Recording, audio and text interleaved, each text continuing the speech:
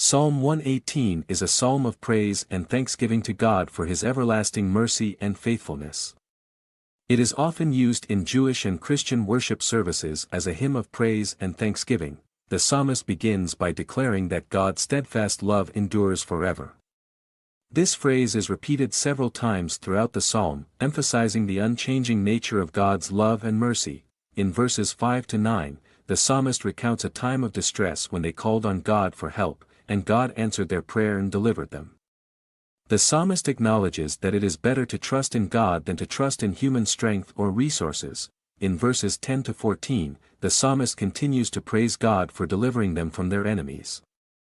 They declare that God is their strength and their salvation, and that they will give thanks and sing praises to Him. In verses 15 to 18, the psalmist declares that God's right hand, a symbol of strength and power, has done mighty works and that they will not die, but live to declare the works of the Lord. In verses 19 to 21, the psalmist speaks of entering the gates of the Lord's temple with thanksgiving and praise, asking God to open the gates for them.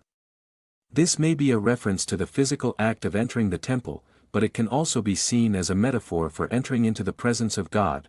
In verses 22 to 24, the psalmist speaks of a stone that the builders rejected becoming the cornerstone.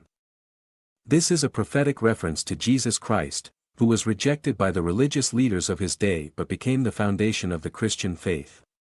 The psalmist declares that this is the Lord's doing, and it is marvelous in their eyes. In verses 25 to 27, the psalmist calls on God to save them and bless them, invoking the traditional Hebrew blessing, "Blessed is he who comes in the name of the Lord," verse 26. Finally, in verses 28 to 29, the psalmist declares that God is their God and they will give thanks to Him forever.